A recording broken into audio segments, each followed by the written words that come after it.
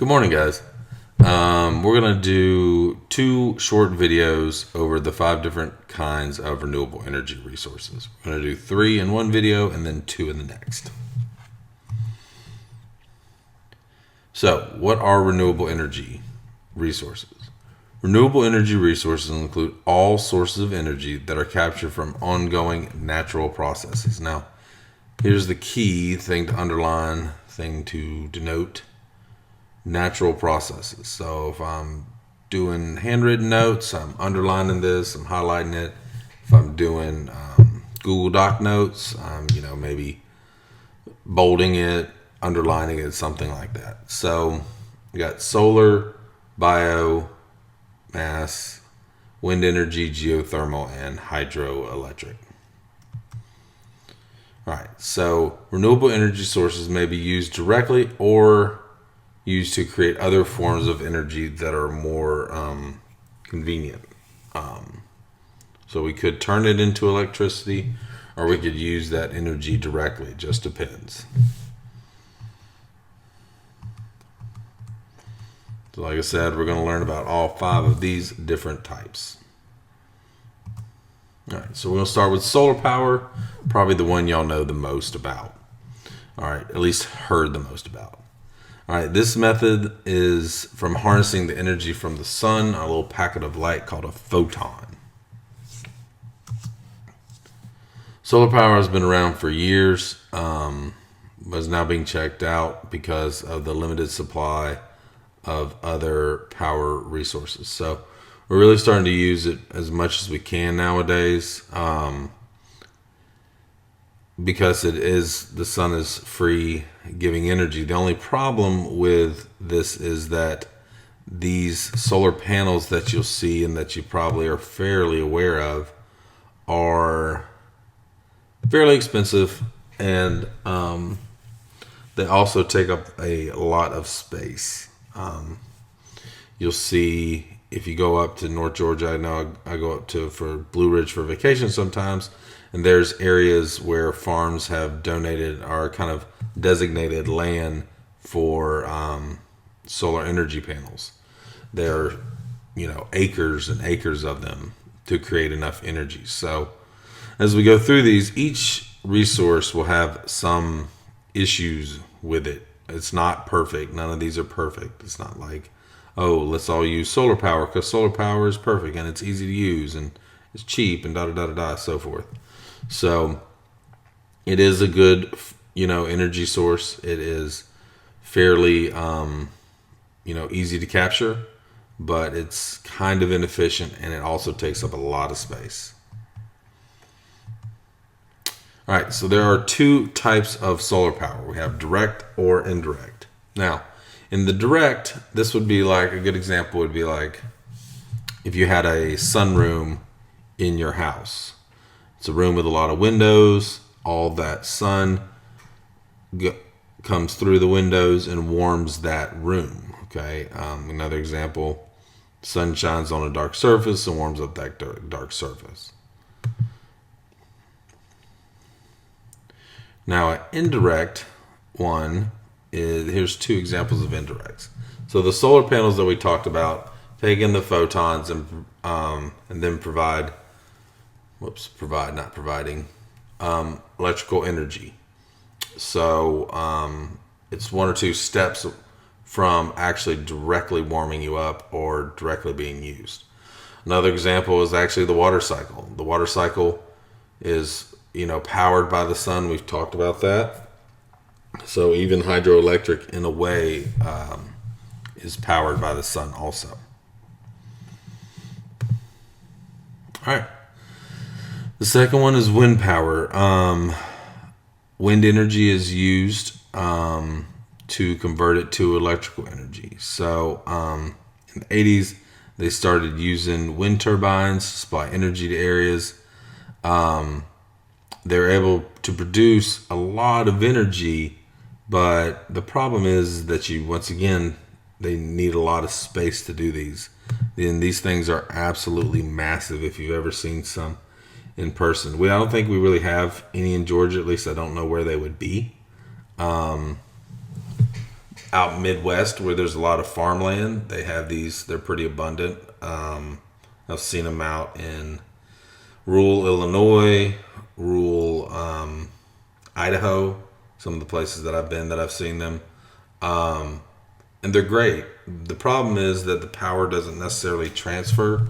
The electricity that is generated can't be transferred like to Atlanta from Chicago or outside of Chicago.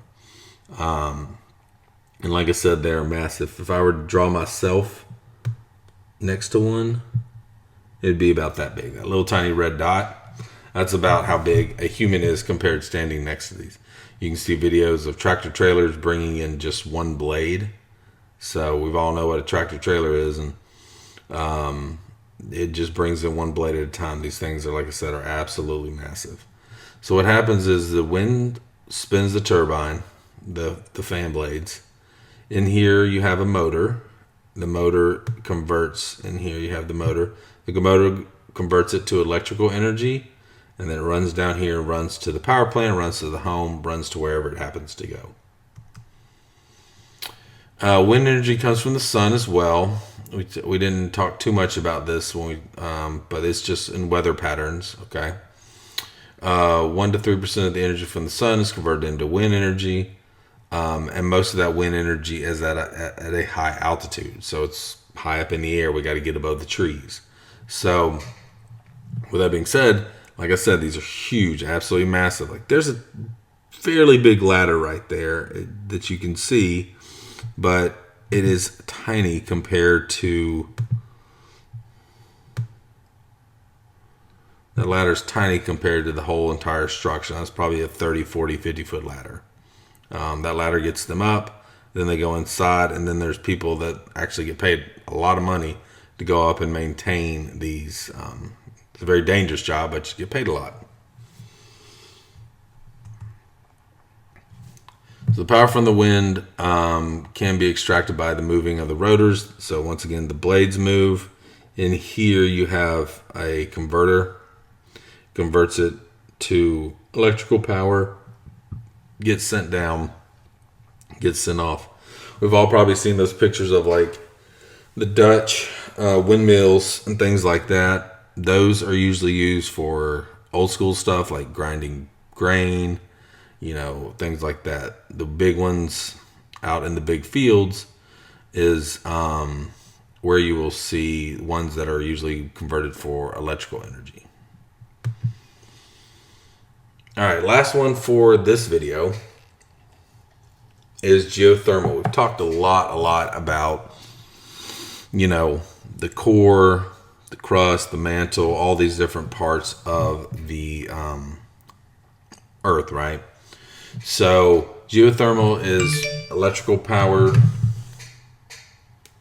is converted into electrical power by generators. They're using the natural heat from geological processes.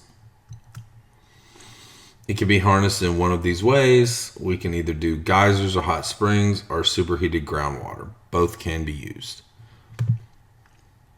So here we can kind of see, here's the hot kind of bed, so to speak, of where you can find hot springs and geothermal wells. So if we remember from our notes and all that other kind of stuff, we have those convection currents.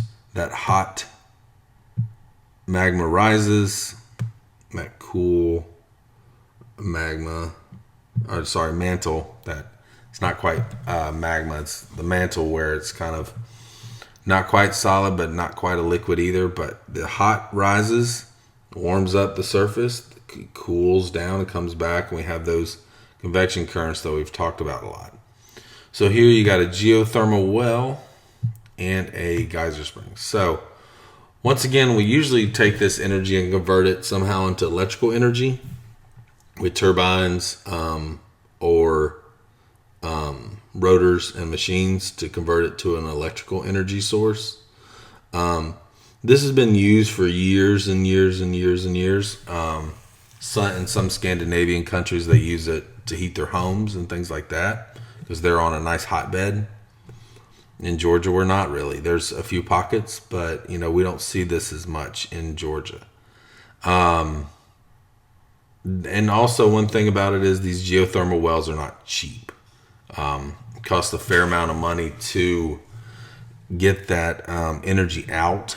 So they can be used, but it is still kind of for the average person, it's not really an option for like heating their homes and doing stuff like that, at least in Georgia.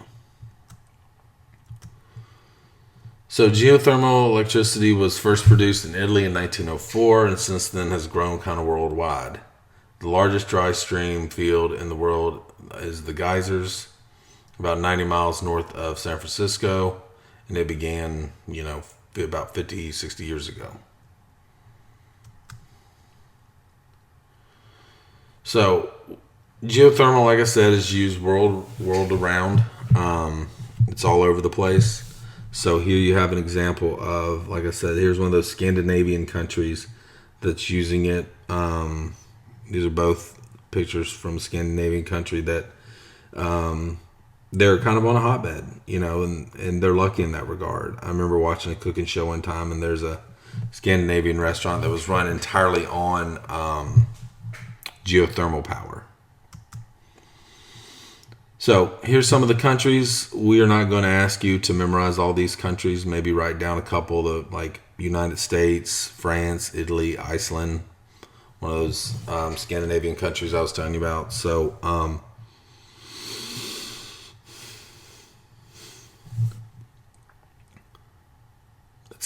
that's it for this. Yep.